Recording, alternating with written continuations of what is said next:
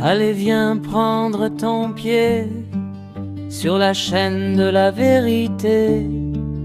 Réapprends à raisonner. Et puis, si tu peux pas y arriver, va donc te faire vacciner. De toute façon, nous allons tous crever. Alors autant se réveiller. Abonne-toi et partage la vérité. Peut-être serons-nous sauvés. L'union fait la force. L'union fait la force. L'union fait la force. L'élargissement de l'OTAN a commencé en 1999 avec la Pologne, la Hongrie et la République tchèque.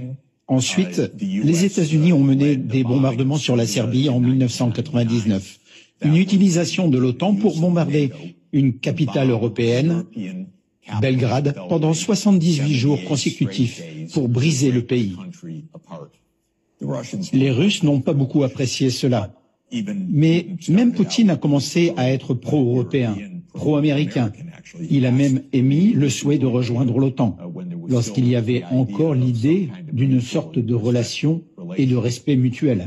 Le 11 septembre est arrivé, puis l'Afghanistan est arrivé, et les Russes ont dit « Oui, nous vous soutiendrons. Nous comprenons le fait qu'il faut éradiquer le terrorisme. » En 2002, les États-Unis se sont retirés unilatéralement du traité sur les missiles antibalistiques, ce qui a conduit les États-Unis à déployer des systèmes de missiles en Europe de l'Est, que la Russie considère comme une menace directe et grave pour sa sécurité nationale, en rendant possible une frappe de décapitation de missiles à quelques minutes de Moscou.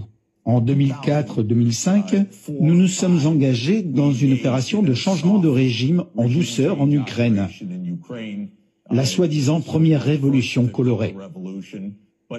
Mais en 2009, Yanukovych a remporté les élections et est devenu président en 2010, sur la base d'une neutralité pour l'Ukraine.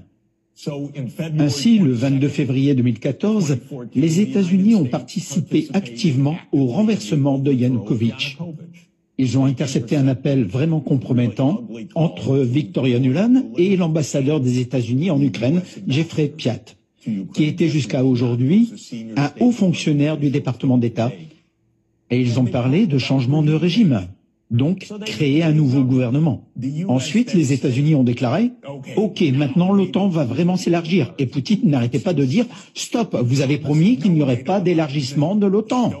Estonie, Lettonie, Lituanie, Bulgarie, Roumanie, Slovaquie, Slovénie, 7 pays de plus. Pas un pouce de plus vers l'Est, ont-ils dit. Le 15 décembre 2021, Poutine a mis sur la table un projet d'accord de sécurité entre la Russie et les États-Unis. Le principe de base est qu'il n'y aura pas d'élargissement de l'OTAN. L'opération militaire spéciale a commencé et 5 jours plus tard, Zelensky a dit « D'accord, d'accord, neutralité ». Et puis les États-Unis et la Grande-Bretagne ont dit « Pas question. Vous les gars, continuez à vous battre. Nous vous soutenons. Nous ne sommes pas en première ligne, vous allez tous mourir, mais nous vous soutenons. » Cela représente 600 000 morts parmi les Ukrainiens, depuis que Boris Johnson s'est rendu à Kiev pour leur dire d'être courageux. C'est absolument épouvantable. Nous devons comprendre que nous n'avons pas affaire, comme on nous le dit tous les jours, à un fou comme Hitler. Il s'agit d'une histoire complètement bidon, d'un faux récit, une propagande du gouvernement américain. Nous jouons avec le feu ici. Que Dieu nous préserve qu'une puissance nucléaire s'en prenne à nous. Je ne sais pas ce qui va se passer, mais c'est nous qui avons provoqué les hostilités. L'union fait la force. On explique qu'il faut faire des économies et on balance des sommes folles, j'allais dire un pognon de dingue, pour aider Gaza. Pourquoi pas? Mais qu'au moins qu'il existe un contrôle, que le président ne décide pas seul, sans aucun contre-pouvoir. Quand on regarde où passe l'argent des Français, c'est juste effrayant. Au nom de quoi les étudiants étrangers sur le sol de France ont-ils droit aux APL, l'aide personnalisée au logement? Alors je ne vais pas multiplier ici les exemples, j'ai bien conscience que Je tiens le mauvais rôle. Ce qui se passe à Gaza est terrible, comme en Ukraine d'ailleurs, où de la même manière, on déverse des sommes importantes. Mais imaginez une famille, un père, une mère, qui financerait les voisins et oublierait leurs enfants. Il me semble qu'il y a un minimum de bon sens à respecter. Emmanuel Macron dépense l'argent des Français alors que les caisses sont vides. Chacun jugera de l'opportunité d'une telle générosité. Et André Valigny, qui va encore peut-être passer un mauvais moment ce vendredi matin. Est-ce que je vous voyais pendant que je lisais cela, alors vous vous disiez, bah oui, il a raison. Préparez ma réponse. Non, mais vous vous disiez, il a raison. Ben non. Mais c'est parce que, en fait, il y en a marre. Je peux pas vous dire autre chose. Il y en a ras-le-bol, en fait. On peut pas dire aux gens qu'il n'y a pas d'argent. On peut pas, c'est plus possible, André. Je ne supporte plus qu'on censure le christianisme en France. Je ne me tairai plus, je ne le supporte plus, je ne le tolère plus. On n'a plus le droit de parler de Noël, on n'a plus le droit de parler de Pâques, on n'a plus le droit... C'est fini tout ça. Il y a des catholiques en France, il va falloir faire avec. Voilà. Putain, mais réveillez-vous les mecs, à un moment donné. Voilà. Ne vous taisez plus, vous existez, vous avez le droit à la parole, vous avez le droit de voter, vous avez le droit de vous engager. Ne courbez plus les chines et n'ayez pas honte, n'ayez plus honte d'être ce que vous êtes.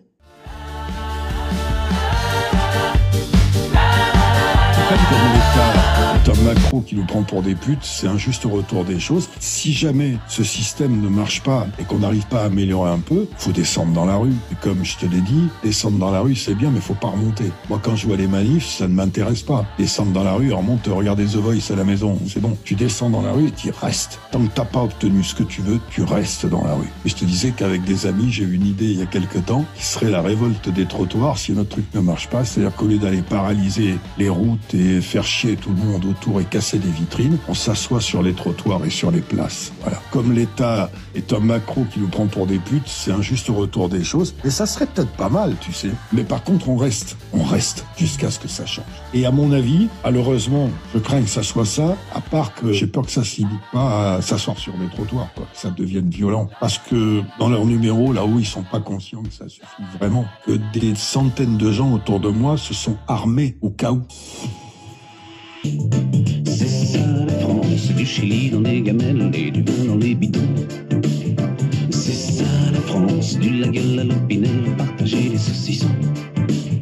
C'est ça la France, on est tous des frères. Toi aussi Manu, t'aimes bien ce chanteur? Oui, je me suis dit ça pourrait te faire plaisir, c'est un petit peu d'actualité. T'as vu, j'ai voulu faire honneur à ton ami Zelensky, j'ai mis du vert, la couleur de la lutte.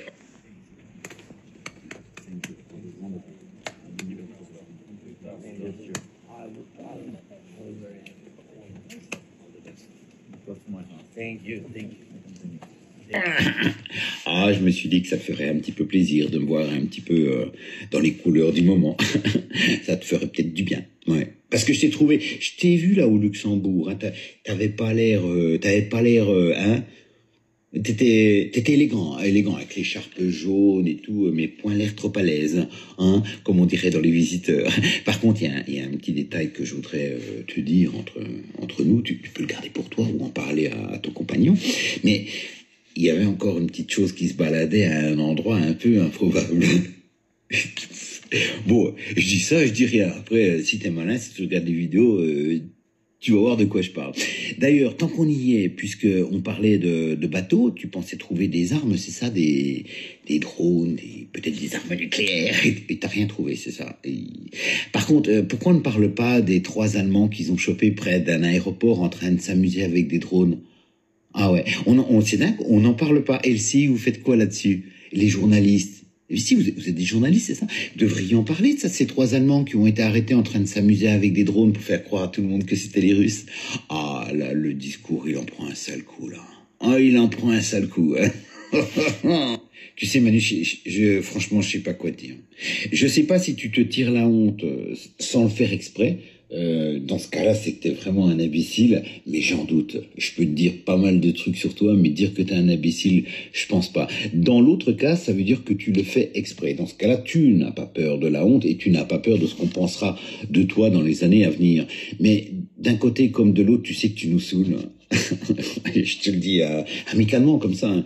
Tu nous saoules, tu nous pètes les couilles. On peut plus le voir en peinture, ton pote Zelensky, moi.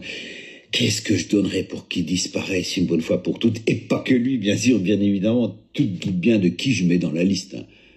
Oui, toi aussi. Bah oui, je te mets dedans. Mais pas uniquement, attention. Ah non, ça serait trop facile de mettre que toi, Zelensky. Non, toute ta troupe que plus personne ne supporte. Si, plus personne ne supporte. Tu es devenu je sais même pas comment te dire, tu vois, il y a des choses que j'arrive à faire avec, tu vois, j'ai des choses qui me cassent les couilles, j'arrive quand même à faire avec. Mais alors toi, c'est terminé, quoi. Et le pire, c'est que tu le sais très bien que la majeure partie des Français peut pas te blairer, quoi. Putain, dégage, s'il te plaît. Dégage, fous-toi.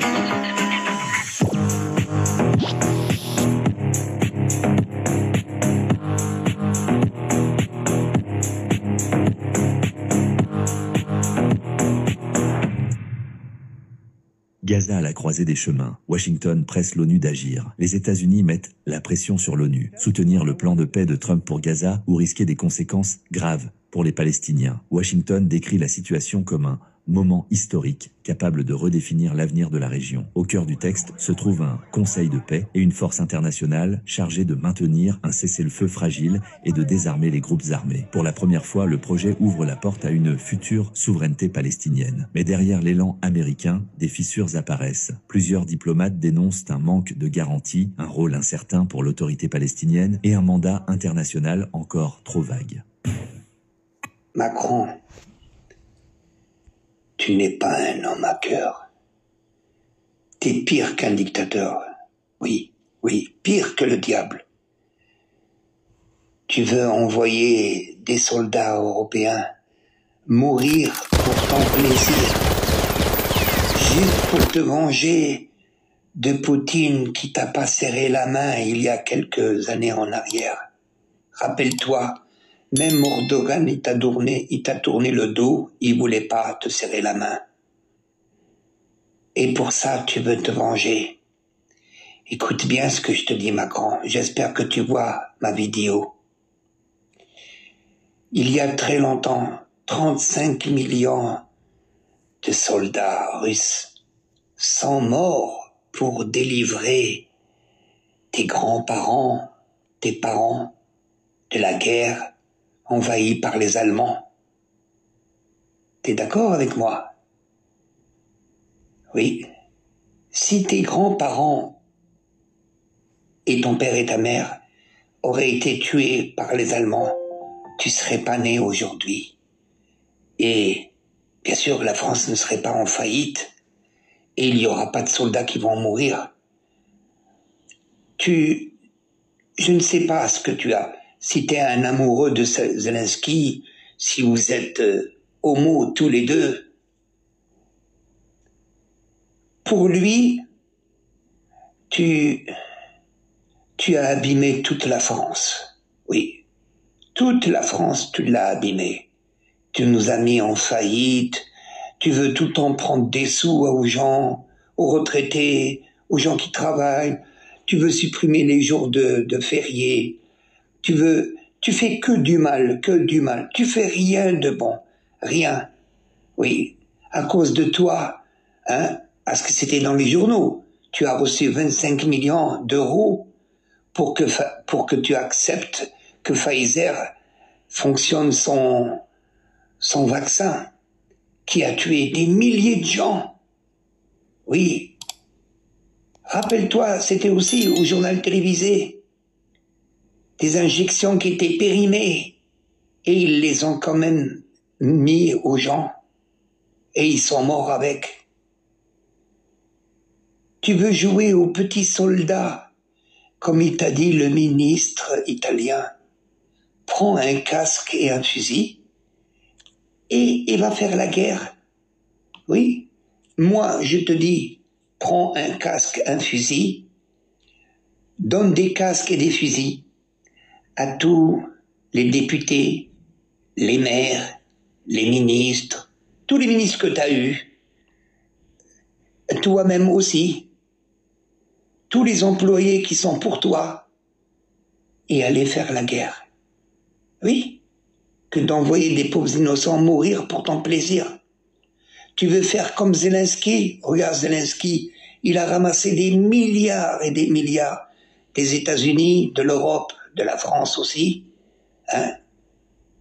1200 soldats ukrainiens ont été tués par les Russes pendant la guerre. Ils ont été renvoyés dans des camions frigorifiques et tu as refusé de les enterrer et tu as refusé de dédommager leurs familles alors que tu as ramassé des milliards et des milliards.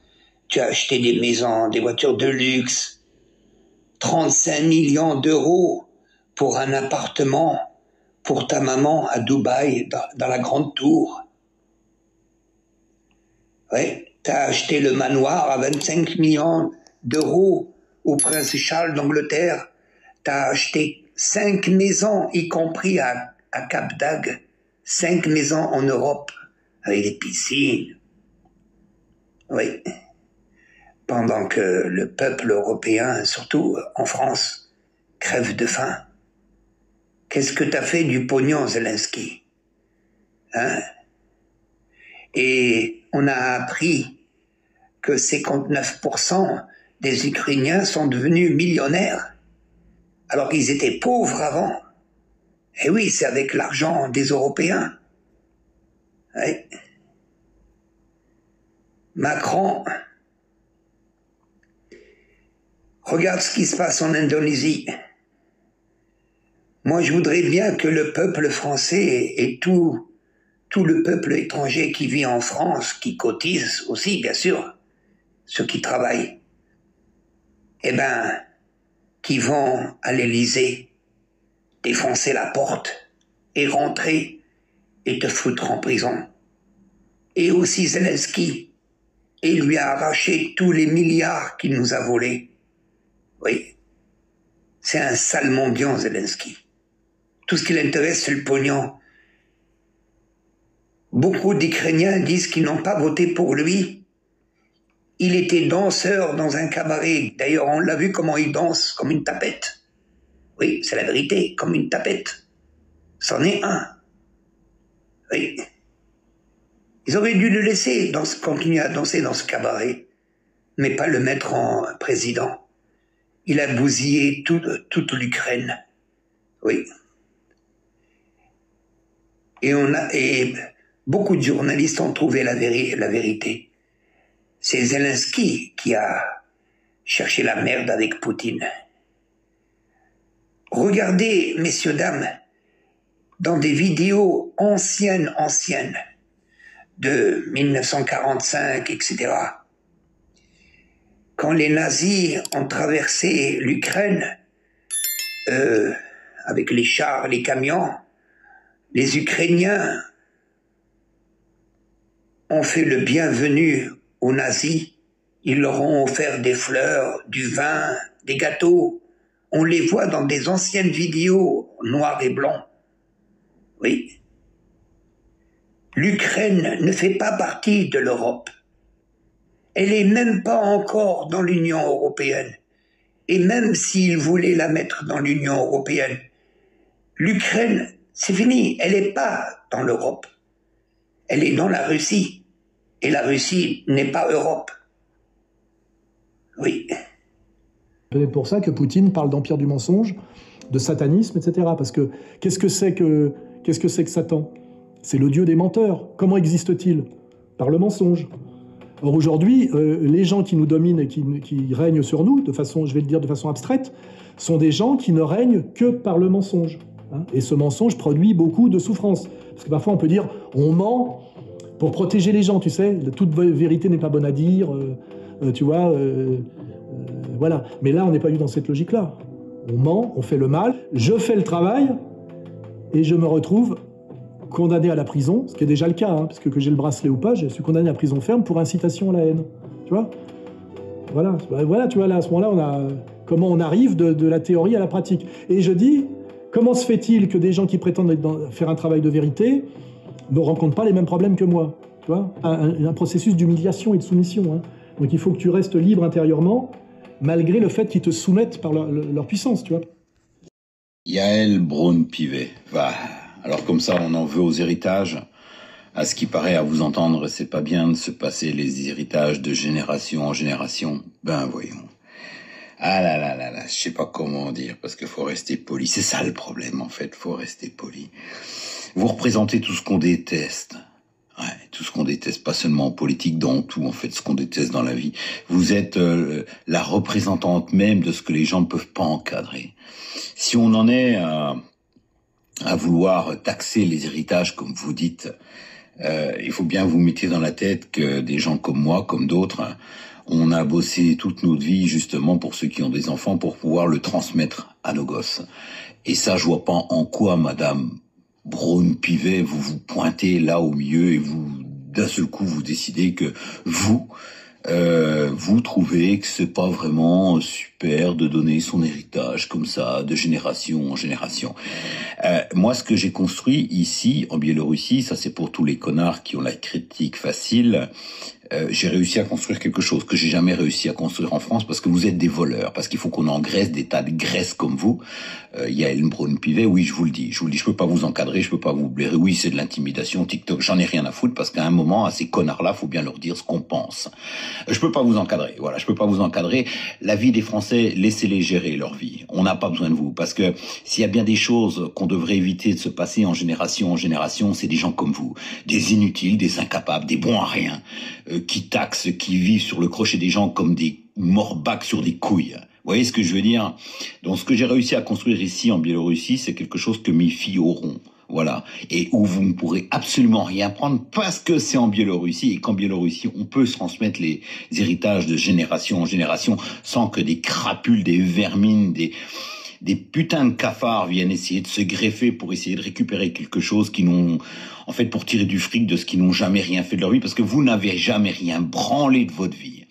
Oui, je suis un peu énervé parce que je vous le dis, je peux pas vous encadrer. J'ai le droit de dire ça parce que je suis plus rémunéré sur TikTok et je vous emmerde, Madame Braun-Pivet, hein, pas les autres. Madame Braun-Pivet, je vous emmerde. Les Français ont le droit de travailler et de transmettre non seulement ce qu'ils ont gagné dans leur vie, que ce soit en biens immobiliers ou autre à leur génération, mais aussi ce qu'ils ont gagné là-dedans. C'est-à-dire la méfiance des politiques. Se méfier des politiques, ça c'est un héritage qu'on doit se transmettre de génération en génération. Expliquer à nos enfants que si on veut vraiment avoir une vie la plus saine possible, c'est surtout de se débarrasser de toutes les pensées, de tous les hommes politiques qu'on a eu avant, et y compris vous, et surtout vous. Voilà, donc moi, je donnerai ce que j'ai de mon vivant à mes enfants, et vous ne pourrez rien prendre dessus, et j'en suis bien fier, voilà, extrêmement fier. Putain de France de merde. Toi, je t'aime bien. En tant que Française, c'est peut-être un peu déplacé de se sentir vexée que les Gazaouis adhèrent pas à mon humour. Enfin, je veux dire, quand on finance les bombes qui leur explosent à la gueule, on va pas en plus se permettre de faire des commentaires sur ce qui les fait marrer ou pas. Blanche Gardin, l'humoriste révélée par Jamel Debbouze. Mais contrairement à son mentor, qui a préféré garder le silence, elle a payé le prix fort pour avoir osé critiquer Israël. Vous pensez qu'elle a soutenu la cause palestinienne par opportunisme, comme tant d'autres artistes? Eh bien non. Avant d'être blacklistée de partout pour ses positions contre Israël, comme elle a dit elle-même dans une interview, on doit commencer à penser, à créer autrement. Je veux dire, voilà, là j'ai écrit un script récemment, je ne dois pas aller demander à Monsieur Bolloré qui me donne de l'argent. Maintenant, là c'est plus possible, voilà. Blanche Gardin dénonçait déjà il y a 3 ans la culture du vide incarnée par Hanouna et son émission TPMP. Cette série Hanouna, c'est ça aussi? Dans ce cadre-là, on parle pas de magie, hein, évidemment, on parle plutôt de malédiction, mais c'est ça. Moi, ça me fascine de voir que le succès des émissions de merde tient juste grâce à des gens qui te disent « Non, mais moi, je regarde justement pour voir à quel point c'est de la merde. Hein. » Mais vous êtes nombreux à faire ça, en fait. Et c'est fascinant, cette arnaque qu'on se fait au cerveau pour pouvoir regarder la télé. Hein, mais c'est pas parce qu'on regarde une émission de merde avec du recul que ça rend moins con en fait. Hein. Ça rend con pareil. Hein.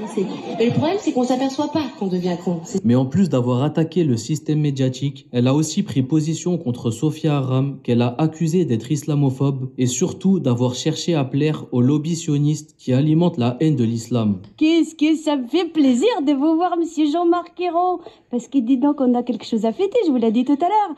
Je savais pas, moi, que vous étiez un petit cachotier. Alors, comme ça, la France parle trichement de votre président de la République. Elle a décoré le prince héritier du royaume d'Arabie Saoudite, Mohamed bin Nayef, qui est aussi notre ministre de l'Intérieur, je dois le rappeler. Parce qu'il faut être islamophobe maintenant pour avoir un Molière. Comme Sophia Aram, c'est elle qui a eu le Molière cette année. Mais je peux pas être islamophobe parce que je suis antisémite.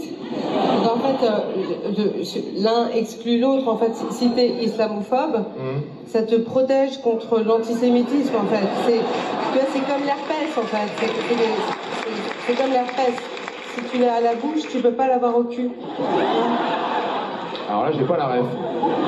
Sophia Aram? Non, l'herpès au cul. Non, c'est pareil. Et c'est là que commencent les ennuis pour Blanche Gardin, avec les milieux politiques sionistes et certains médias pro-israéliens. Forcément, ces prises de position contre l'État hébreu ne leur plaisent pas. Et leur stratégie est toujours la même. Dès qu'on critique l'extrême droite israélienne ou le gouvernement de Netanyahou, on est aussitôt accusé d'antisémitisme. Et Blanche Gardin en a fait les frais. Elle est vite comparée à Dieudonné pour mieux la décrédibiliser, l'interdire de partout et la cataloguer comme antisémite afin de justifier son boycott. Blanche Gardin, qui explique une autre humoriste, Sophia Aram, est islamophobe parce qu'elle demande, en plus des condamnations vis-à-vis de ce qui se passe à Gaza et des bombardements israéliens, je la cite, il faut aussi parler des massacres du 7 octobre et des otages, et qu'elle la traite de islamophobe. On voit bien qu'il y a ceux qui veulent remplacer déjà sur la scène publique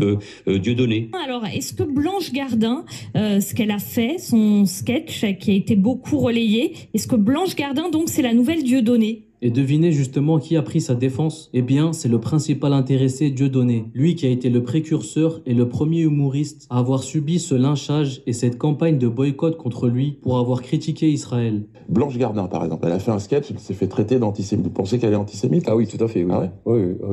Oui, puis vraiment... oui, c'est vraiment le... Moi j'ai vu le sketch, j'ai trouvé très bien. Ah bah je me doute de ça, j'ai aucun doute là-dessus. Hein. Et je la soutiens là, au cette dynamique. Je trouve qu'elle est très bonne, elle est très talentueuse.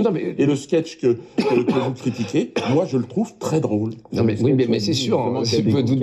Mais ouais, putain, évidemment que c'est de l'humour.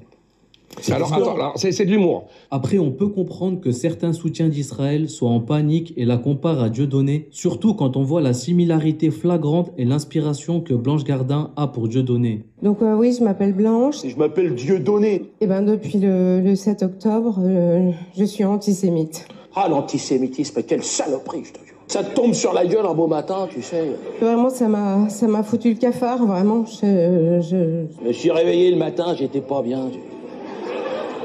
Des courbatures, t'es dans le bras droit. Parce que moi, je viens d'une famille de gauche. Plus jeune, on m'avait inculqué des valeurs, une morale, je veux dire. C'était juste après le démarrage du génocide. De la guerre contre les Palestiniens. Contre les... Comment on appelle les habitants de la Palestine aujourd'hui? Des imposteurs, des squatteurs, des terroristes. Les terroristes. Les terroristes. Tu sais, j'ai fait un sketch sur un colon israélien. J'ai posté un appel à manifester pour le cessez-le-feu. Et tu n'as pas senti que c'était antisémite? J'ai bien vu que ça plaisait pas à tout le monde. Qui met le feu? Des juifs, Blanche. Les sionistes sont très nerveux en ce moment. Pour moi, ce qui te ferait aller mieux, Blanche, c'est que tu retournes sur scène. J'ai une grande carrière qui m'attend dans le show business. Et une belle carrière de foutu, t'inquiète pas, j'ai compris comment ça marche. Je voulais remercier tous ces gens qui m'ont fait ouvrir les yeux sur mon antisémitisme. Sword of Salomon, les Dragons Célestes. Bernard-Henri Lévy, Phil Kenkrot et Bénichou. Ici, personne ne te jugera, car ici, on est tous antisémites. Pas vrai, les copains?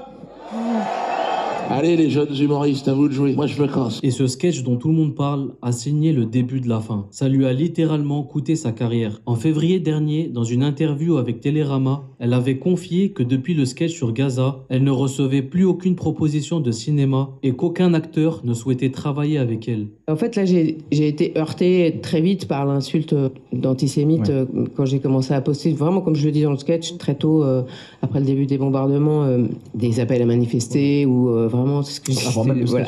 Et la douleur, ça fait pas de l'humour en fait, rarement. Donc on est juste fatigué.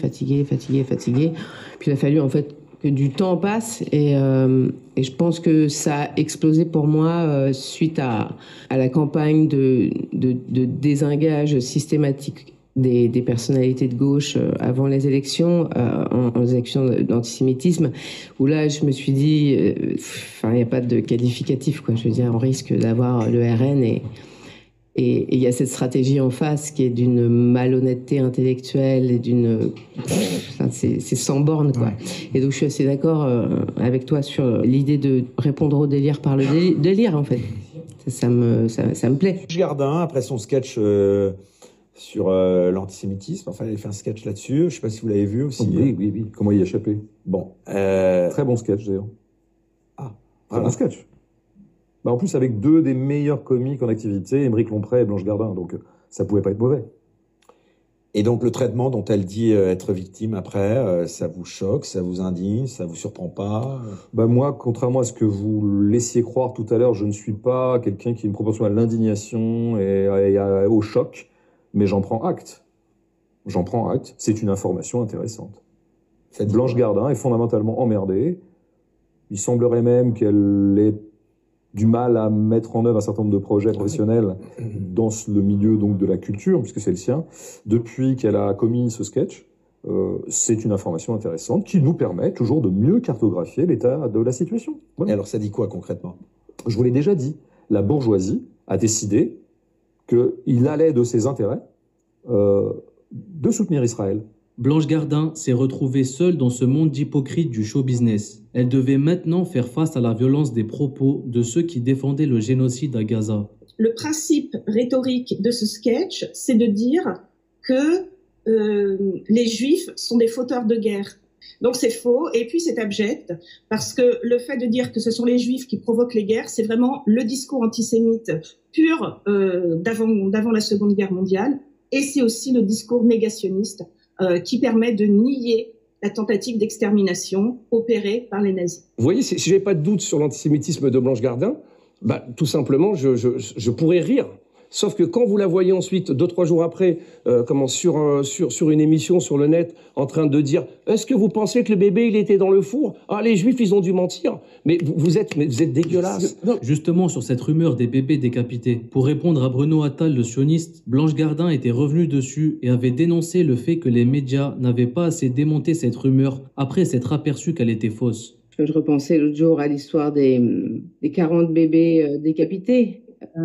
Des femmes enceintes éventrées, avoir fait croire ça au monde pendant, je sais pas, ça n'a pas été démenti avant 3 semaines, je pense, 3-4 semaines, et qu'en fait, apparemment, le 7 octobre, il y a un bébé qui est décédé, je crois, qui a été assassiné, qui n'a pas été décapité. Le 7 octobre avait été fait par des barbares semi-animaux, etc. Et c'est épouvantable que les médias français n'est pas bombardé derrière en dénonçant ce mensonge. On sait comment ça fonctionne, les médias savent bien que les moments où on lance des guerres, c'est les moments où il y a le plus de mensonges, c'est le rôle des médias de dénoncer absolument ça. Il y a aussi des situations historiques matérielles d'injustice, de colonialisme, d'enfermement d'une population entre 4 murs qui boit de l'eau salée. C'est pas possible, c'est encore moins possible quand on est français et que voilà, on est enfant d'un pays qui se branle dans la déclaration des droits de l'homme, d'être là et de vouloir à la fois se regarder dans la glace le matin et à la fois de rien dire. Voilà, ça paraît impossible. Moi, je le fais voilà, depuis ma place d'humoriste. Voilà, on n'est que des petits individus. Et aujourd'hui, où en est la carrière d'humoriste de Blanche Gardin? Eh bien, comme vous pouvez le deviner, sa situation n'a pas évolué. Elle est toujours blacklistée, comme elle vient de le raconter dans le dernier numéro du magazine Première. Blanche Gardin explique qu'elle devait jouer dans le dernier film de Valérie Donzelli, mais que la réalisatrice lui a finalement annoncé qu'elle préférait tenir elle-même le rôle. Plus tard, elle découvre que ce n'était pas la vraie raison. Son agent, qui l'a lâchée à cause d'un pins qu'elle portait en soutien aux plusieurs artistes demandant un cessez-le-feu à Gaza lui avouent finalement la vérité. Le producteur Alain Goldman refusait de travailler avec une antisémite. Elle confie ne plus avoir reçu aucune proposition depuis, alors qu'avant, elle recevait 1 ou 2 propositions de films par mois. Blanche Gardin s'est fait connaître à l'époque par Jamel Debbouze. Aujourd'hui, en termes de valeur et d'éthique, on peut dire que l'élève a clairement dépassé le maître. Elle a eu le courage de mettre en péril sa carrière sans oublier ses principes et ses valeurs. Alors elle a certes perdu sa place dans le show business des hypocrites, mais elle a gagné une communauté forte qui est prête à la soutenir pour avoir fait partie du bon côté de l'histoire. Et ça, à l'heure où tout le monde a peur pour sa carrière, ça force le respect. Alors dites-moi, est-ce qu'en France, un artiste mérite de voir sa carrière détruite simplement parce qu'il défend la vérité? Donnez-moi vos avis en commentaire. Que la paix soit sur vous et vos familles, et je vous dis à bientôt pour une prochaine vidéo.